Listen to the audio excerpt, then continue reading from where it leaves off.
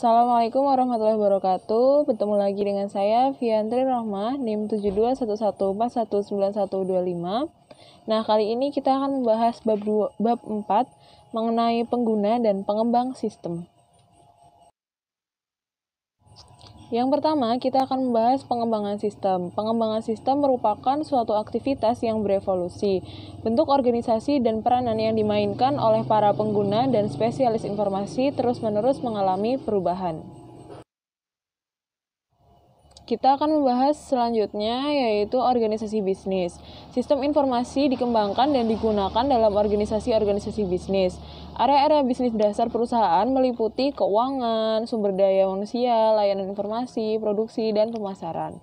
Selanjutnya, ada dukungan sistem informasi bagi organisasi. Sistem informasi manajemen sendiri dimaksudkan untuk memenuhi kebutuhan informasi para manajemen perusahaan. Sistem informasi eksekutif dirancang untuk digunakan oleh manajer pada tingkat strategis dalam mengatur perusahaan. Dan 5 sistem informasi lainnya di tingkat manajer yang lebih rendah, yaitu pada sistem informasi pemasaran, produksi, keuangan, sumber daya manusia, dan sumber daya informasi. Selanjutnya, kita akan membahas organisasi layanan. Nah, layanan informasi atau information service atau biasa disingkat IS digunakan untuk menguraikan unit perusahaan yang memiliki tanggung jawab atas mayoritas sumber daya informasi. Selanjutnya, kita akan membahas sumber daya informasi. Sebagian besar sumber daya informasi ini berlokasi di layanan informasi dan merupakan tanggung jawab dari Chief Information Officer atau CIO. Nah, sumber daya informasi yang terdapat di area-area pengguna merupakan tanggung jawab dari para manajer di area pengguna. Selanjutnya, kita akan membahas apa aja sih yang termasuk dalam spesialis informasi. Yang pertama, ada analisis sistem yang merupakan spesialis bekerja dengan pengguna untuk mengembangkan sistem baru dan memperbaiki sistem yang sudah ada. Yang kedua, ada administrator basis data, merupakan spesialis yang bertanggung jawab dalam mengelola basis data. Yang ketiga, ada webmaster. Webmaster ini merupakan spesialis informasi yang bertanggung jawab atas isi dan penyajian dari suatu web. Yang keempat, ada spesialis jaringan yang merupakan spesialis informasi bekerja dengan analisis sistem dan pengguna dalam membuat jaringan komunikasi data yang menyatukan sumber daya komputasi yang menyebar.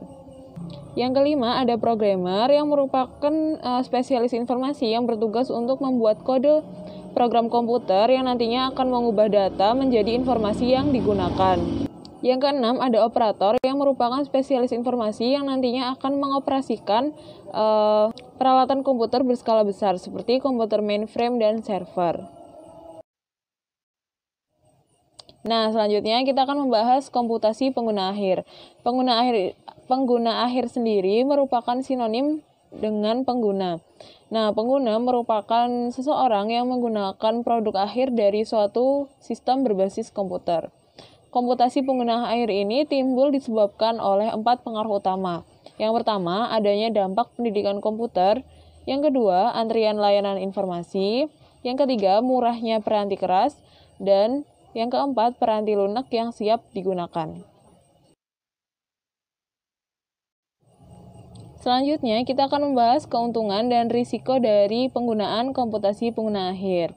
Keuntungan dari komputasi pengguna akhir sendiri yaitu yang pertama, menyamakan kemampuan dan tantangan. Yang kedua, mempersempit jarak komunikasi. Sedangkan yang pertama, sasaran sistem yang buruk. Yang kedua, pengguna sumber daya informasi yang tidak efisien. Dan yang ketiga, hilangnya integritas data. Selanjutnya, kita akan membahas kantor maya atau virtual office. Nah, kemampuan office automation untuk menghubungkan orang secara elektronik membuka pintu-pintu baru dalam bagaimana pekerjaan kantor dilaksanakan. Office automation bahkan membuat pekerjaan kantor tidak harus dikerjakan di kantor. Nah, sebagai gantinya, pekerjaan seperti itu dapat dilakukan dimanapun karyawan berada di suatu kantor maya. Konsep kantor maya atau virtual office mengakui bahwa pekerjaan kantor dapat dilakukan hampir di semua lokasi geografis selama tempat kerja tersebut terhubung dengan satu atau lebih lokasi tetap perusahaan atau oleh suatu jenis kemampuan komunikasi elektronik.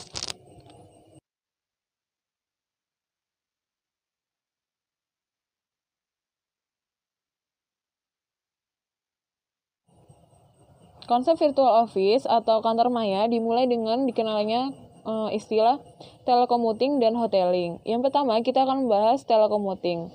Istilah telekommuting ini diperkenalkan karena sepertinya merupakan satu cara yang tepat untuk menggambarkan bagaimana karyawan dapat secara elektronik pergi ke tempat kerja. Keuntungan terbesar dari telekommuting adalah bagi karyawan fleksibel yang diberikan dalam menjadwalkan tugas-tugas pekerjaan, sehingga tugas pribadi akan dapat diakomodasi. Keuntungan lainnya adalah perusahaan biasanya akan memberikan perhatian yang lebih besar pada kebutuhan komunikasi pratelekomuter jika dibandingkan dengan lingkungan kantor biasa, di mana sebagian besar informasi dikomunikasikan dalam percakapan informal dan melalui observasi. Selanjutnya yaitu hoteling.